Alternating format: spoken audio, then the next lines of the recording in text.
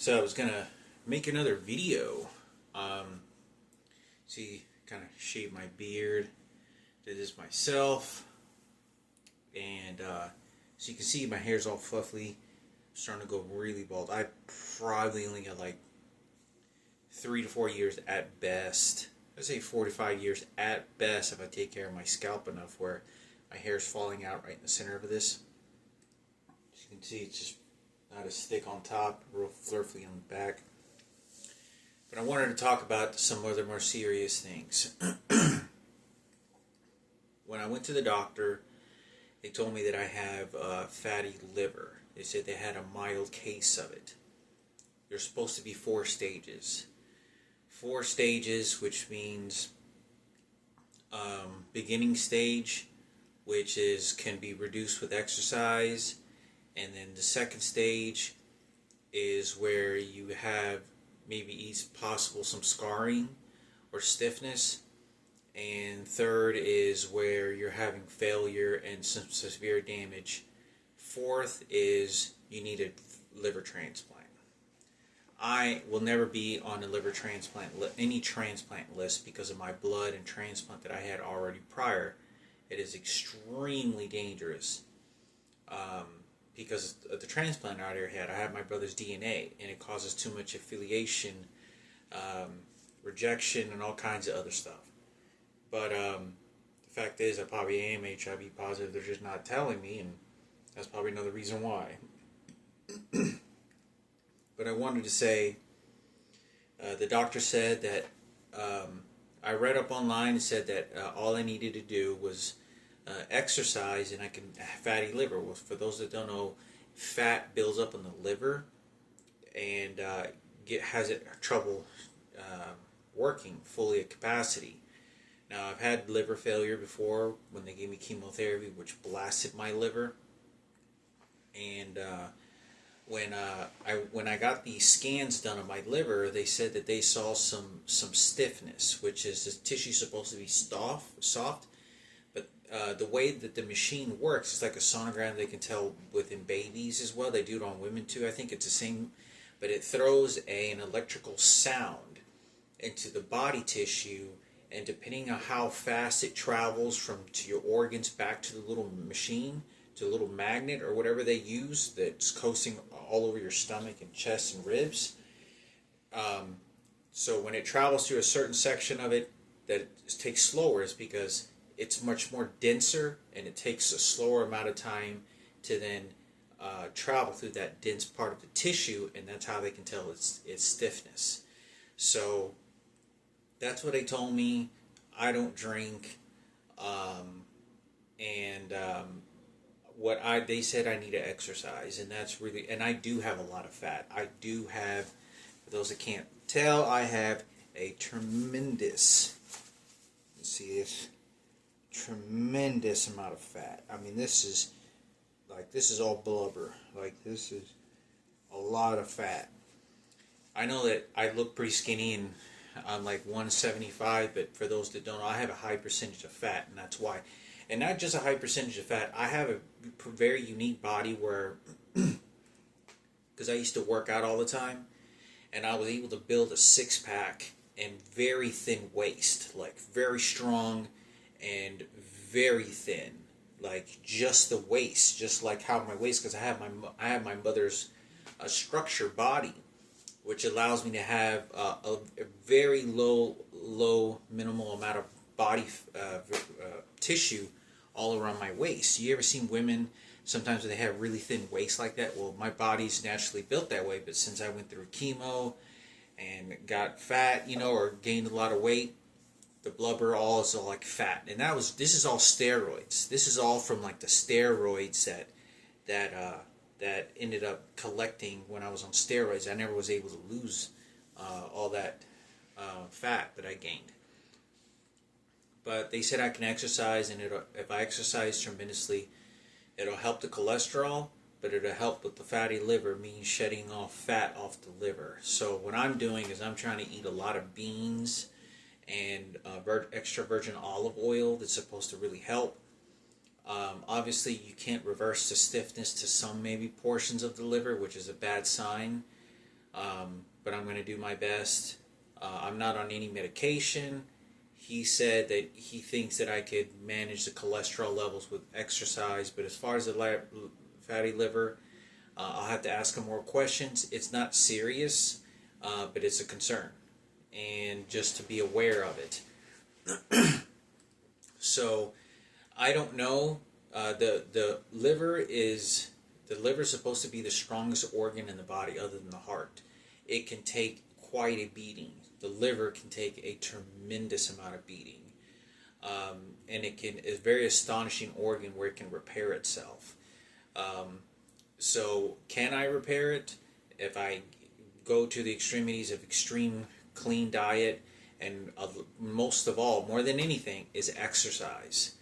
The only reason I could never explain what my exercise regimens were when I was younger, in my 20s, in 18, 19 years old, but since all the electronic devices and sleeping on the streets, there was just no way. People were harassing me while I was working out. They were pissing me off, and they were just putting me down to such extreme levels. There was no focus. There was no.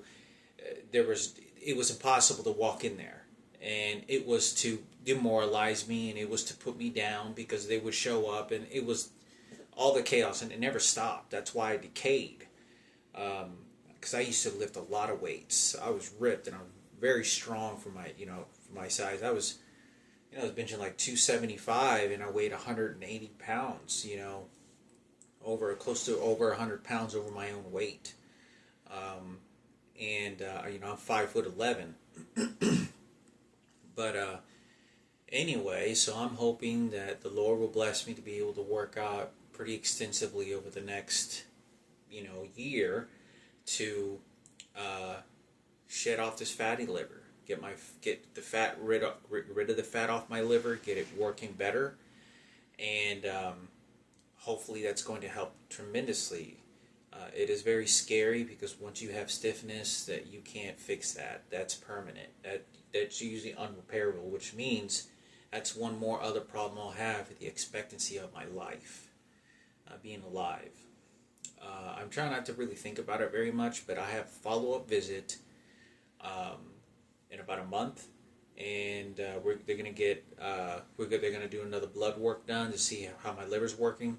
So what I have been doing, which I'm going to be able to see how well I'm improving, if any, is I've been always eating very healthy. And it's very frustrating, because when they tell me that my cholesterol is high and I have fatty liver, there's something else serious that's going on, because I don't eat unhealthy. I do not like eating fast food. I eat it when, I can't. I've probably had like 4,000 Subway sandwiches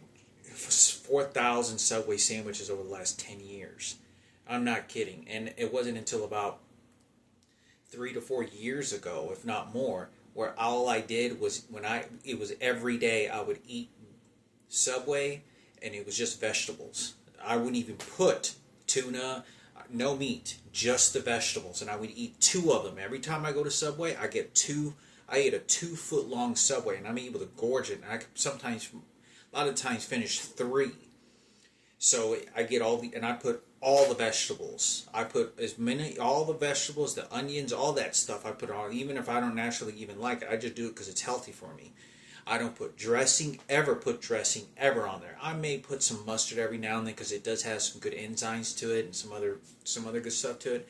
Or every once in a while I'll put some red wine vinegar, but it's always as flat and raw as I can get it. And I usually always get the hearty grain, and I do get the Italian cheese bread, which is a little bit more not as good as the other stuff, but it's overall very healthy.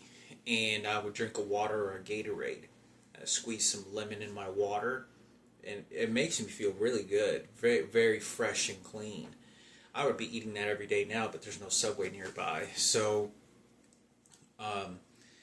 so it's a very concern to me, because I eat extraordinarily healthy, which means that the chemotherapy is probably responsible for doing that, and my prior drug use when I was in my teens. In my opinion, I don't think I did enough drugs for it to have liver damage. That's what my opinion is, because I know I didn't do hard drug. I only did hard drugs underneath the age of 20. I sampled them a couple of times in my 20s, and that was it. I didn't want to. I stopped. I cut off all friends and didn't want to. So I did a couple of times associate with that, but that was it. Everything was under my 20s. I was like 16, 17, 18, just like being a nuisance kid. But I didn't do enough drugs to have that kind of damage, and I really didn't. So, my opinion, it's a very crazy topic to talk about, because it's easy to go into the conversation. Oh, it's your disease. No, it's because you got poisoned over there, and they were poisoning you over here, and you had a plastic anemia, and you never knew about it, and it deteriorated, and now you're having problems. And so it becomes very easy for it to kind of blend into, it really was a homicide, but really was, we're not going to say anything, and then it happens, and it's just blame it on something else. But I can't do anything about it now. I'm just going to do the best I can to drink, eat, and healthy. The only thing right now is I do drink soda now. I drink like a few cups a day. I drink like a 2 liter of Dr. Pepper, in a 2 to 3 day period, which is, I know, very unhealthy. But I eat a lot of beans. Like, for those that don't know, like, I eat this, boil beans all through the night, let it cook overnight while I'm asleep or while I'm leaving, and I cook black beans, pinto beans, lentils. I put about a tablespoon of salt, which is actually, I just found out, is actually unhealthy, because you're only supposed to have 6 grams to an adult. So I'm going to lower the salt. So now I put about half a tablespoon into the beans, and so I throw in some vegetables, some green beans or peas. Put it now. It's just over the last week or two. I have the last couple of weeks starting to put extra virgin olive oil, which is extra virgin olive oil is supposed to be really good to help shed off the liver fat.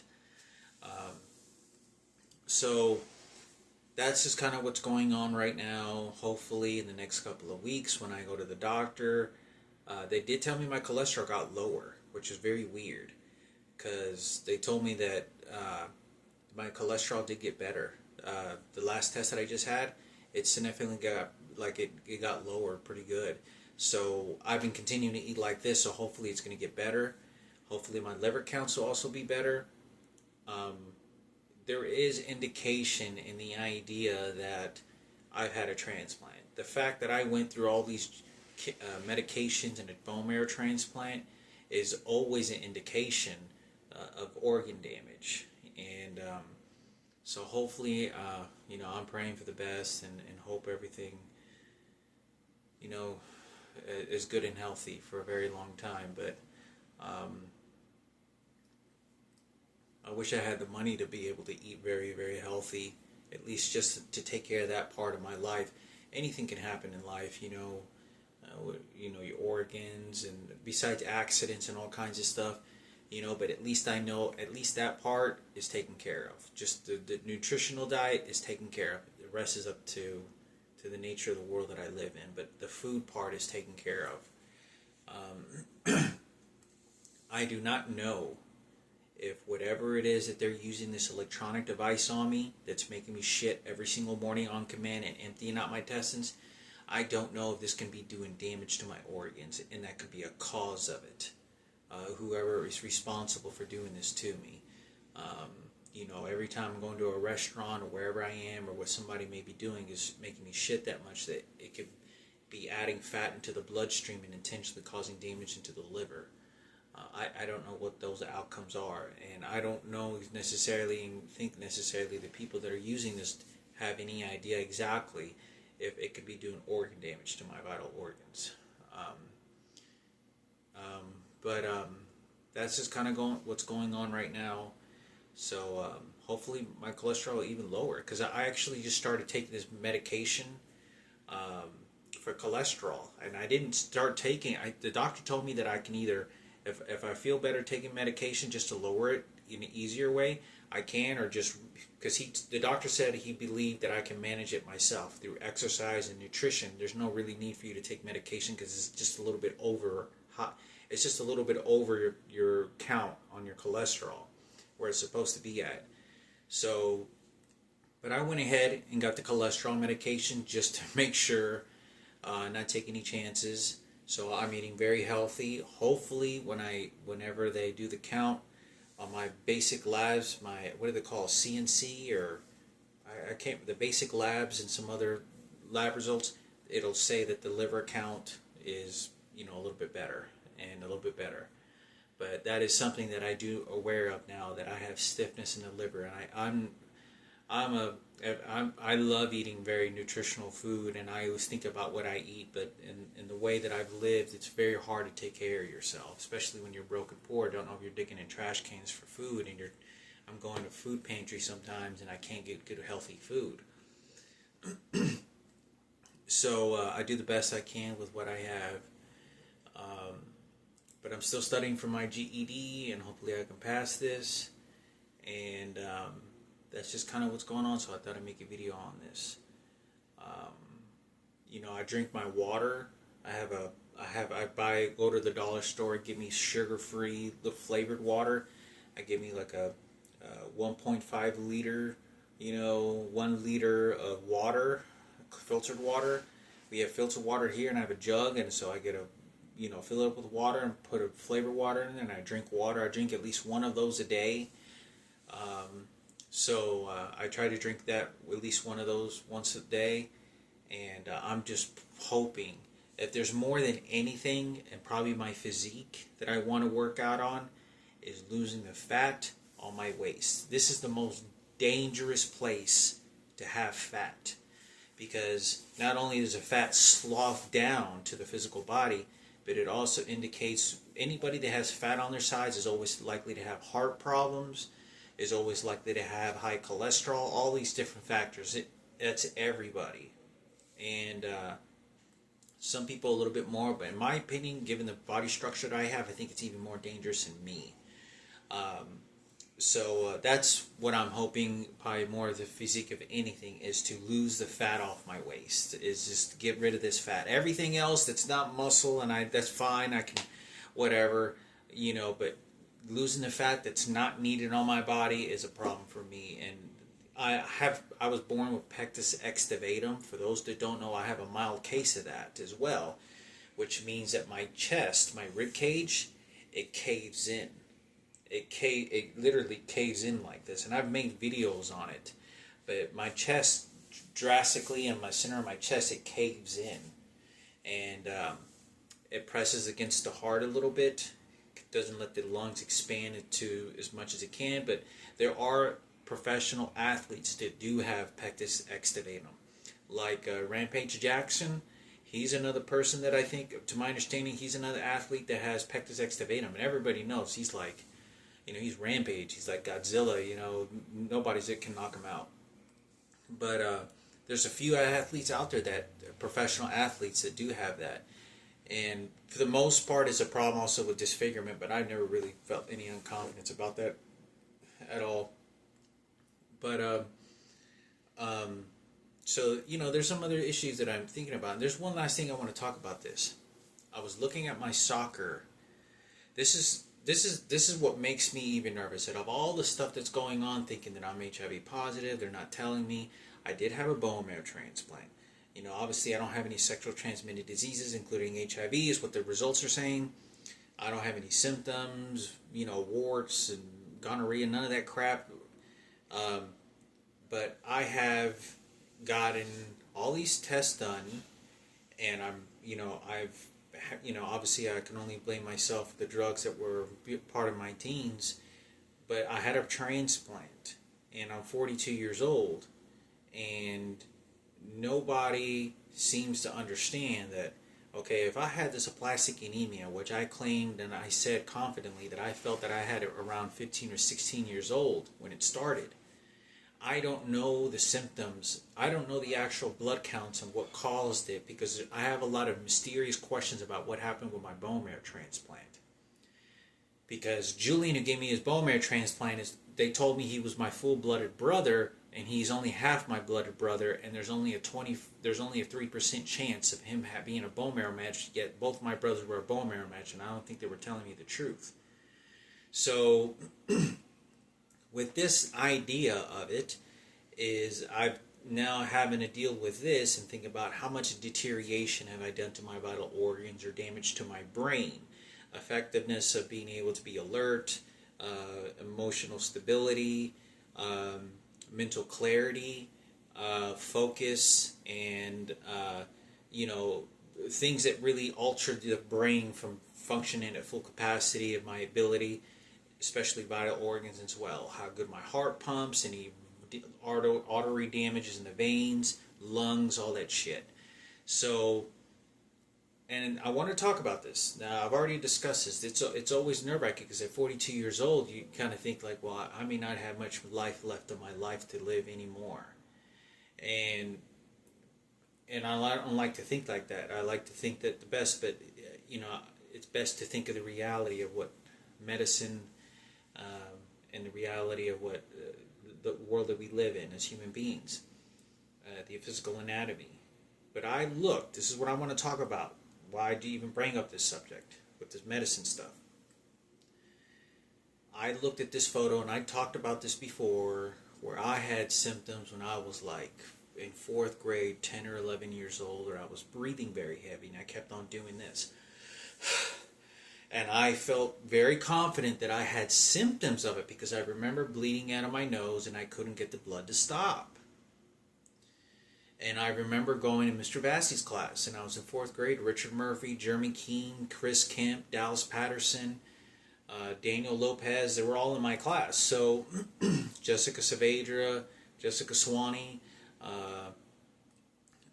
all these Janessa, all these kids, right? So, but I looked at it. I have a soccer picture of me when I'm like 7 years old. I'm going to say I'm no older than 8. I'm like 7 to 8 years old in this picture. And this is before 4th grade.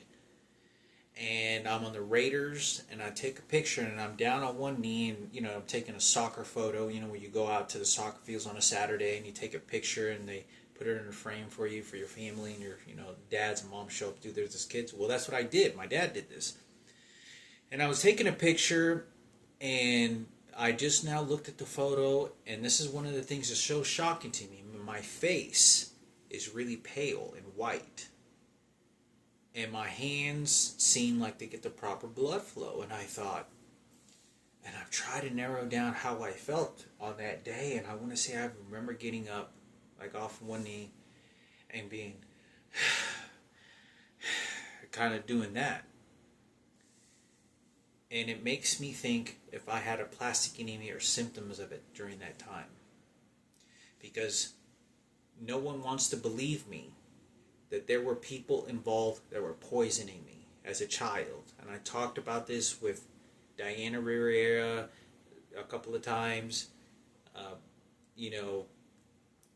Nobody wants to believe when I say that I remember bringing my sack lunch sandwiches.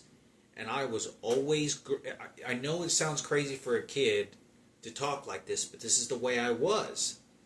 And I never believed anybody. And when I did, I never believed that I could fully trust people with my lunch. Because I was, the first thing that would go through my mind is I don't want to be poisoned. I know it sounds crazy for like a 7-year-old kid, like, I don't want to get poisoned, or like 9-year-old kid, it's like, no, they could put something on food and poison me. I was always very careful. Even when I started making my lunch by the age of 6 years old, I always had, and I put my lunch inside my backpack. I would not put it on a shelf, and it was just to keep my food safe. And I grew up like that, and I remember very distinctively whenever I did put it in a cubby, when we did have cubbies in certain grades, going, in the 5th grade or 4th grade, I recall very distinctively getting sick immediately after a certain incident. And I had gotten, I was perfectly healthy, I was perfectly strong playing, and then all of a sudden I get a massive throat infection and pneumonia. And you don't understand that when you put all these people in Michael Jackson, and there's a huge homosexual war that's going on with the transgenders, with the straights, with the females, and the transgenders claiming they control and all this other shit. They know Michael Jackson, and they know this guy raped Frankie, because that's what they did to Frankie. Imagine what they did to Frankie. So a very common thing that people don't want to understand is adults and these transgenders and gays will poison your fucking ass. They will put poison in your fucking food when you're a little kid to poison you and get you sick. And not necessarily it's not just for a quick homicidal way. It is to inflict pain onto you for a disciplinary action. So some parental enforcement to put on you because of something they think I knew about and I didn't. But it doesn't change the fact. When people have in their mind Michael Jackson and they say, oh, guess who got raped? Oh, guess who's getting chewed out? Oh, we got to feel sorry for Miguel and Diana. Oh, you know what? Let's poison Hector. And they get emotional about Michael Jackson. I couldn't express this enough. There was 2 police officers, and one police officer did a performance on stage, and he turned his back against one of the fucking police officers, real female police officers. And he did this in front of everyone to signal to all the gays that gays are in charge. And he did this in front of everybody. And this is whenever he was, whenever this all shit happened with Frankie being raped, and they wanted to find out who knew about the rapes and all this other shit, and they would play these live performances of Michael Jackson emotion for Miguel. Oh, we just all forgiveness for Michael Jackson and Diana and Miguel. They don't give a fuck. And because the number one thing about the LGBT community, the gays and the trans, they know when women, real authentic women, find out, they ain't gonna let go. They're the real police officers about what's going on because they nurture children, especially children. And there's just something that a connection has with real females that they understand. It's a mother, it's a real woman. And so that's why they were doing this to this real female police officer. But I thought I'd make a video on this because, it is easy to start blaming all these other things and nobody understands that I'm having organ failure, and I was like, oh, guess what? Now you have problems. But do you see why I talk about why there's nervousness, why there's all this other shit that's going on and nobody cares? It's just like, I'm trying to make the best of it and not think bad of people, but people don't know that when I grew up, when I worked at Standard Register, people would tell me, you leave your lunch. People would tell me, you don't leave your lunch in the refrigerator, you don't leave your lunch on the tables or anything. I leave my fucking lunch inside my car because I don't want nobody touching my food where they can do something to me. And if people would go into shock all the time with me when I would be walking at a warehouse or a temp job or something like that, and I just happen to bring my lunch, or in school, and I said, I don't want to, somebody could poison me. And all the other kids would be like, poison you? Who would want to poison? Because it's such an absurd thing. That's like saying, have you heard a little 8-year-old kid say, oh, I don't want that guy to stab me with a knife? That's a very absurd thing to say for a little kid. I mean, and I would say this like it was normal. Like, I don't want to be poisoned. They could poison me or do something to my food. And I would say that, and they kind of look like, yeah, kind of like because in the world that they lived in, they never lived in a world of thinking that somebody could harm them to that level of degree, because that takes a very awful amount of hatred toward a person to want to poison a kid or put somebody in a position that somebody's going to poison them, where they can't even eat their food safely. But it's a very common trait when you want to exterminate and kill a human being and not get caught. That's the way that they do it, because they don't want to go to jail. It's a disciplinary action. You can't trace it back to them, and you know who put the punishment on you, and you won't be able to point the finger on them. And it's just a sense of fear. It's just, they know how. It's just like that prison mentality. It's a prison mentality that they have. So I think it's important. I hope to God, I don't think anything like that will happen anytime anymore, but I hope that when I get these liver tests done, it's the best that it can be. And they say there's some stiffness to the liver, so I'm going to go into more discussions with them. But he said it wasn't really a big concern to him, but he said they told me there was a mild stiffness, a little bit of your liver, which is never good. At 42 years old, there should be no stiffness at all. Stiffness, that means the tissue, the liver is supposed to be very spongy and soft. That means it hardened. Have you ever seen cancer? When cancer builds, it has a stiffness and hardens. Have you ever seen it? What it looks like on a vital organ? It's stiff. It's not. So I'm not saying it's going to turn into cancer because it's something else. It's just saying it's damaged. There was a mild stiffness to it. So we'll see. Get some liver exams. Get the blood samples and see how it is with all the good food I'm healthy trying to eat. See, with the diet I'm eating right now and with the medication for cholesterol. Obviously, I really think this cholesterol is going to work, but we'll see how the counts are and everything on my